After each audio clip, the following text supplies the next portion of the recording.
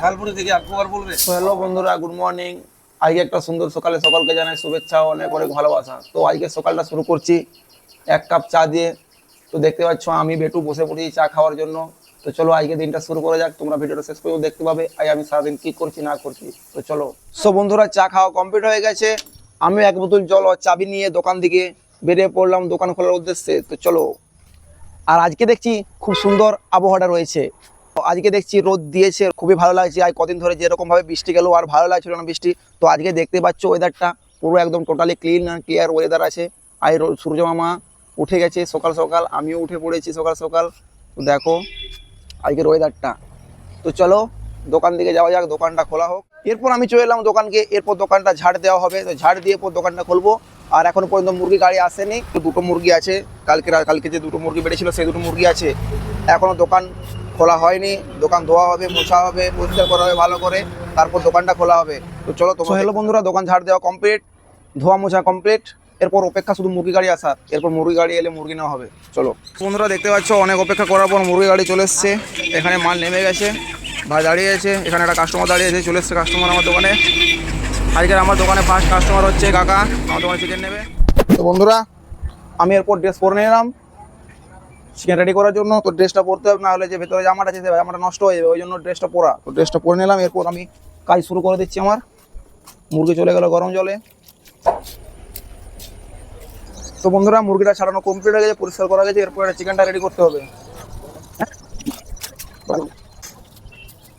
So finally বন্ধুরা, আমার সকালে দুটো কাস্টমারকে বনি করা হয়ে গেল। দোকানের ফার্স্ট কাস্টমার ছিল, দুটো কাস্টমারের ফার্স্ট ছিল। একটা কাকা এসেছিলো, তারপর আবার একটা কাকা এলো। তো তোমরা ভিডিওটা শেষ পর্যন্ত দেখতে যাবে। আর আমার ভিডিওগুলো যদি তোমাদের ভালো লেগে থাকে তাহলে অবশ্যই একটু লাইক, কমেন্ট ও শেয়ার করবে। আর ফলো করতে কেউ ভুলবে না। আর অবশ্যই যারা ইউটিউব থেকে দেখছো তারা একটু সাবস্ক্রাইব করে দেবে আমার ভিডিওগুলো। ফাইনালি বন্ধুরা, দেখতে পাচ্ছ একটা দাদা চলে এসছে টোটো নিয়ে, অনেক দূর থেকে এসছে আমার কাছে চিকেন নিতে। তো দাদা কোথা থেকে এসছো একটু বলে দাও তো। শ্বশুর বাড়িকে চিকেন নিয়ে যাবে আমার দোকান থেকে। তো আমার দোকানে চিকেন খায় না, পালক যেমন না চলে। ও দাদা আমার দোকানে চিকেনটা পছন্দ করে, শ্বশুর বাড়ি গেলে আমার দোকান থেকে চিকেন নিয়ে যায়। চলে এসছে শালবনী থেকে আমার দোকানে চিকেন নেওয়ার জন্য। শালবনী আমাদের এখান থেকে মোটামুটি 15 কিলোমিটার দূর।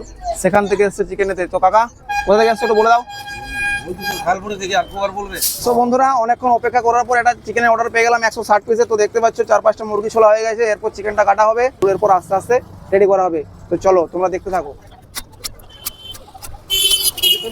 তো বন্ধুরা, চিকেনটা রেডি হয়ে গেছে, আমিও প্লাস্টিকের মধ্যে কুড়িয়ে দিয়েছি। এরপর আমার কাস্টমারটা এলে কাস্টমারদের চিকেনটা ধরিয়ে দেবো। বন্ধুরা, আজকে আরেকটা দাদা কাস্টমার এসছে অনেক দূর থেকে। আমি আইছি তোমার দোকানে, তোমার পাশে মাংস দিয়েছি। আমি এখন বই ঘুরতে পাইছি। কোথা থেকে এসছো? হ্যাঁ, ইয়ার দোকানে মাংস খুব ভালো লাগে। তো তোমরাও আর দেরি না করে তাড়াতাড়ি চলে এসো কাঞ্চনপুর রানা চিকেন সেন্টার, আমার দোকান। তাড়াতাড়ি এসো। আর সব বন্ধুরা, এরপর আমি চলে যাচ্ছি বাড়ি মুড়ি খেতে। ভাই আছে দোকানে, আমি চলে যাচ্ছি বাড়ি মুড়ি খাওয়ার জন্য। বন্ধুরা, চিকেন কেটে এলাম এতগুলো, তো ওই জন্য হাতে নিয়ে নিচ্ছি সাবান। আর ভালো করে সাবান নিয়ে হাতটা পরিষ্কার করে নিচ্ছি।